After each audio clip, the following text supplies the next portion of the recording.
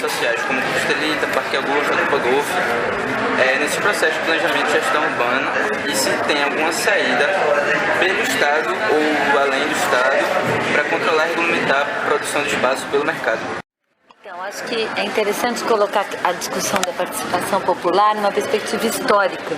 Uma das bandeiras mais importantes que estavam colocadas nesse ciclo que está se esgotando agora, que está terminando agora, que é um ciclo que começa no final dos anos 70, com as lutas contra a ditadura, que se articula, inclusive, o tema da reforma urbana como um dos temas dentro, né, de uma agenda de transformação na direção de ampliar o direito a ter direitos por parte de toda a população. É uma das questões fundamentais, uma das teses fundamentais que já naquele momento estava colocada, é de que a participação popular é fundamental porque porque o processo decisório não inclui a maioria dos cidadãos com seus anseios, suas demandas e suas questões, é que ele é concentrado e excludente. Então a ordem urbanística é concentrada e excludente porque o processo de decisão sobre ela, né, não abriu historicamente uma interlocução com os segmentos historicamente excluídos, né? E isso gerou todo um investimento e uma experimentação também a nível local e a nível nacional de participação popular, nos conselhos, fórum de presença, conferências da cidade, congresso da cidade, etc. O que se revelou a partir de agora, é possível enxergar, né, esse processo em perspectiva, e eu estou falando do processo pós-88, né? Eu estou falando da Nova República, né, que começa pós-88. E nós percebemos que, apesar desses espaços terem se constituído e de muita experimentação ter ocorrido, na verdade o Estado brasileiro não se reformou na direção de incorporar de fato esses processos, de tal maneira que esses processos ficaram paralelos, numa espécie de encenação teatral, né, de que faz parte da democracia, mas o processo decisório real sobre a política urbana continuou passando pelos canais onde sempre havia passado, ou seja, os canais que articulam os interesses econômicos com os interesses políticos, que não foram rompidos, pelo contrário, foram até fortalecidos de certa maneira, mas aí é uma outra discussão de como e por que isso aconteceu. Então, eu falei tudo isso para chegar em movimentos como o Ocupa Estelita, como o Parque Augusta, como o Movimento pelo Golfo, como vários outros, eu diria, um novo ciclo de movimentos urbanos que estão surgindo em todo o país, em várias cidades do país, cujas características já são um pouco distintas dessas outras características, porque, primeiro, eles rompem com a ideia de que toda a ação política ali, toda a energia, ela vai ser dirigida na direção do espaço institucional, desses conselhos, dos congressos, entendendo os limites disso.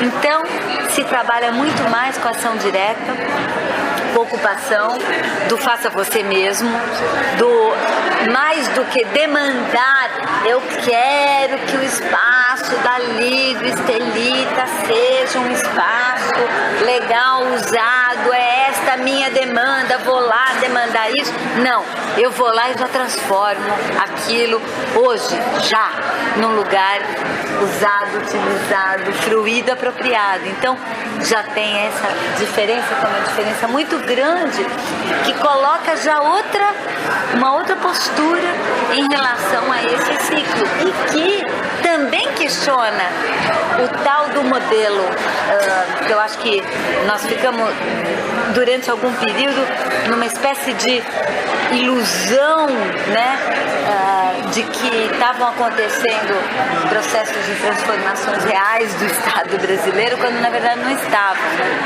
Não estavam. Então, Acho que esses movimentos hoje tensionam novamente o Estado e eu acho que tem dois movimentos de tensão muito fortes que estão acontecendo e é isso que está rolando nas ruas. Nas ruas está presente, né, movimentos muito fortes de ação direta e democracia direta, que é o que eu acabei de falar, mas está presente também muito forte a democracia direta do capital, quer dizer, a ideia de que o Estado tem que ser desconstruído, que não serve para nada, inútil e que, portanto, o mercado pode dar conta de tudo, faz tudo, deixa fazer, só o privado sem Estado, porque o Estado, né, apesar de ter historicamente aberto o espaço do mercado, só está atrapalhando agora, né? Está levando 3% lá dos 100% que o mercado leva. Então, acho que essa tensão é uma tensão que está colocada hoje para nós, né? Na natureza do Estado, que Estado queremos, e eu claramente defendo que a gente, infelizmente, temos que apostar no Estado, né? Porque temos que disputá-lo, mas não é esse Estado, nós temos que reformar o Estado, nós temos que fazer a reforma urbana que foi anunciada na Constituição de 88, no Estatuto da Cidade, e não foi feita. É isso que nós temos que fazer. Aí eu acho que foi ótimo que você mencionou essa questão do Estado e desse poder institucional, porque a próxima pergunta está relacionada a isso. Qual a importância que tu acredita que a regulamentação e a utilização dos instrumentos previstos pelo Estatuto das Cidades tem para a gestão do espaço urbano nos municípios? Porque a gente sabe que em muitos municípios alguns dos instrumentos do Estatuto das Cidades não são nem regulamentados. Então, você acredita que esses instrumentos, quando bem utilizados, eles são suficientes para auxiliar nessa dinâmica de reforma urbana e com base nesse conceito, principalmente no conceito de direito à cidade? Se a gente for pensar, eu até estava pensando bastante sobre isso, os instrumentos que estão presentes no Estatuto da Cidade, o Estatuto da Cidade é tão contraditório como as ruas e é tão contraditório como o Estado.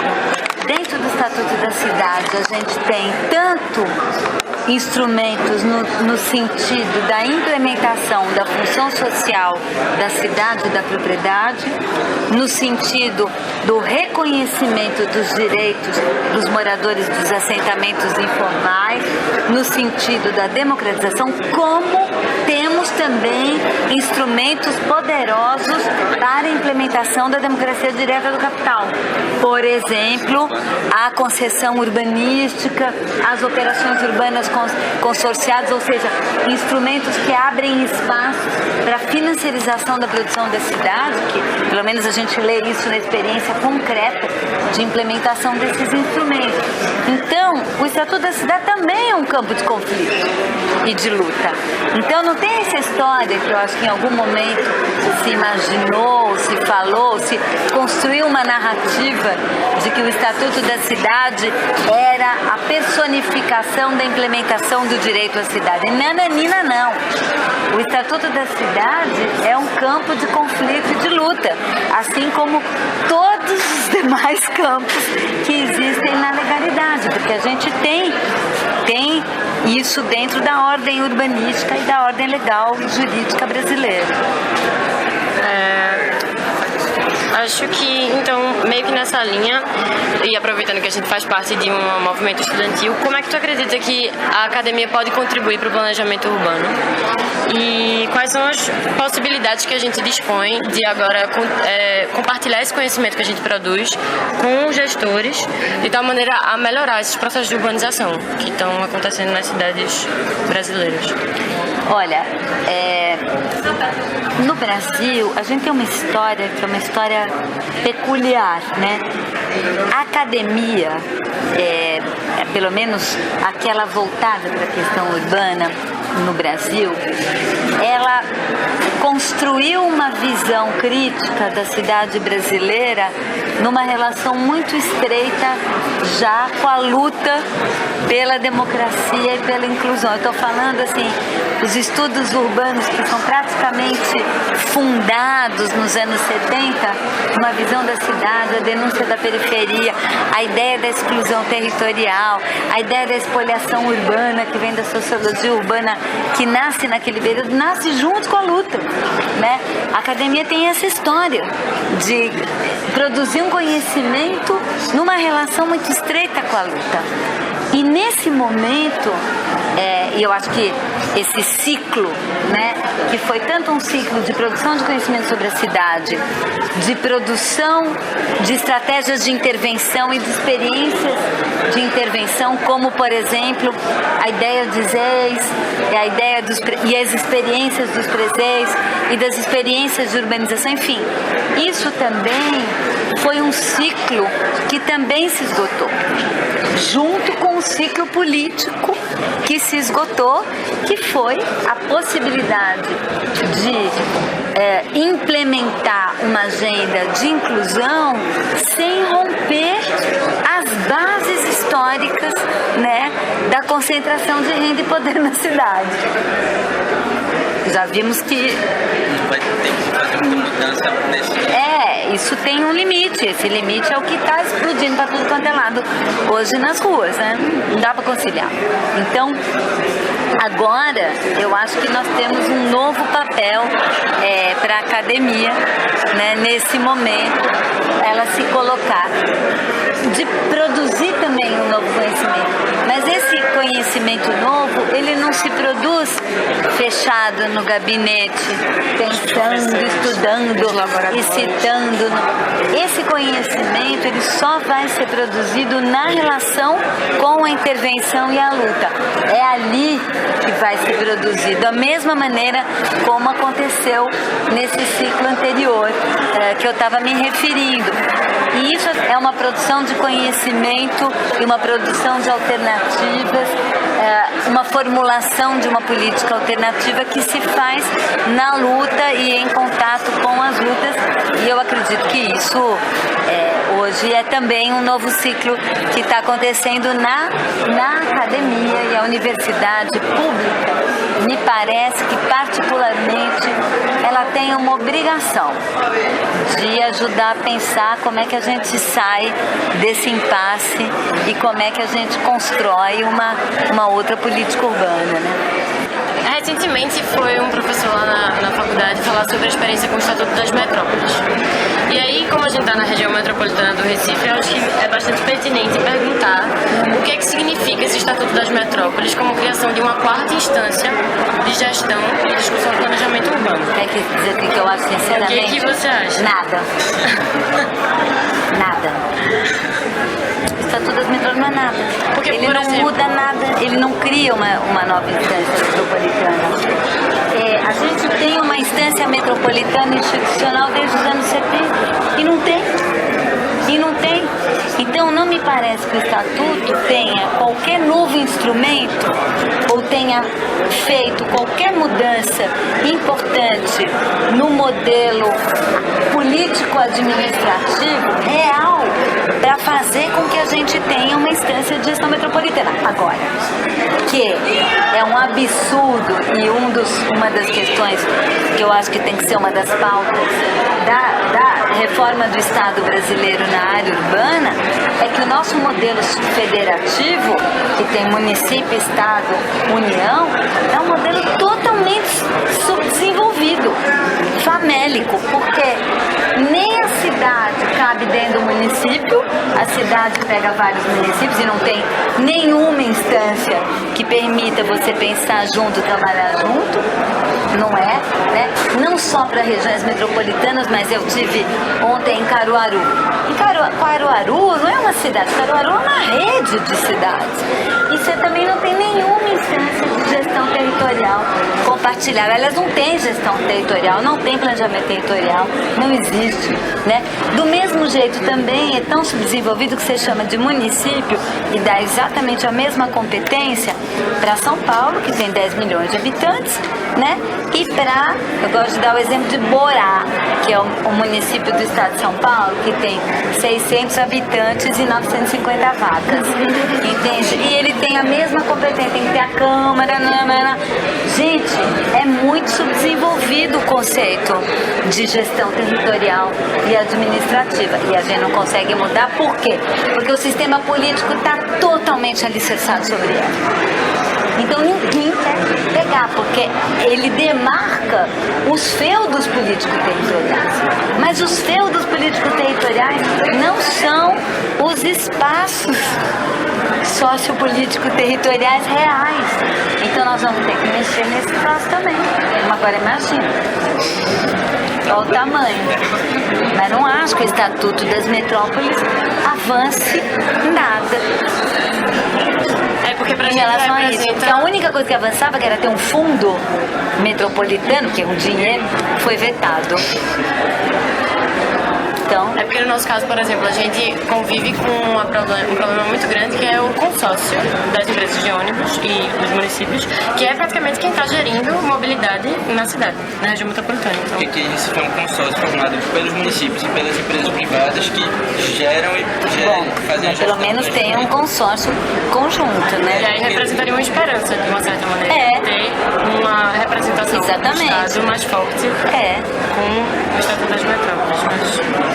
Mas pelo visto não engatou. Eu não sei, posso estar errada na leitura que eu estou fazendo desse estatuto, mas eu não acho que isso vai mudar nada, né? Eu acho que só uma última pergunta, é mais uma questão de ideologia para estimular a gente a continuar trabalhando. Tu tens um livro que se chama O que é a Cidade. Então, qual seria o modelo de cidade que você acredita? Para mim, hoje, a questão mais importante, e acho que é por isso que o movimento como Ocupa Estelita é tão importante, é que no Brasil a gente ainda não construiu a ideia de público. O que é público? A noção de público. E eu acho que o que o Estelita está tentando fazer é construir uma noção de público. E ao construir uma noção de público, pensar a cidade a partir do espaço público e da noção do público, que inverte totalmente o sentido do que é historicamente a política urbana no Brasil, que é pura e simplesmente a regulação do privado. Só. Desde a produção da cidade, quer dizer, você não tem um marco de produção de cidade. Produção de cidade é assim, quando alguém resolve lotear a fazenda, aí faz o loteamento. Isso é produção de cidade. Gente, né, não tem nenhuma coisa prévia que define uma tessitura, uma base pública a partir da qual os privados atuam. Não, é uma coisa que é uma soma de privados, de iniciativas privadas. Então, todo o nosso marco de cidade está baseado nisso. Então, para mim, uma cidade ideal é uma cidade pensada e planejada e implementada a partir do espaço público, dos equipamentos públicos e dos serviços públicos. O resto é o resto. Porque pensa, às vezes quando a pessoa fala, mas o que você está falando? O que você está falando? Aí fala assim, fecha o olho e sonha. Pensa assim, está começando um bairro novo. Esse bairro novo começa com calçadas incríveis, super arborizadas, ciclovias, biblioteca, espaço cultural, praça, parque, área de lazer, escola, serviço de abastecimento de água, iluminação, tudo de primeira. Na verdade, se fosse assim, a casa individual seria o de menos, porque o público, a estrutura pública de alta qualidade garantiria a alta qualidade do espaço urbano para todos. Mas o que a gente tem é o contrário, tem um nada e a casa tem uma orientanda minha, que escreveu um mestrado há muitos anos atrás, que eu adorei, que chamava Ou é Casa ou é Nada. E era ela remetia uma fala de um morador de um assentamento irregular, uma favela lá de Campinas, e aí ela estava tentando discutir com ele o que é o espaço público da favela, o que é... Eu falava, ai moça, ou é casa ou é nada. E é um pouco assim a cidade, né? Eu fui lá em Caruaru agora, eu vi um monte de conjunto habitacional novo, assim, uns premiados, capa da U, né? Aí você tava ali, as casas premiadas, coloridas, no meio de um mar de nada. Era um monte de entulho, de coisa tudo caindo aos pedaços, de boca de lobo saindo mato, né?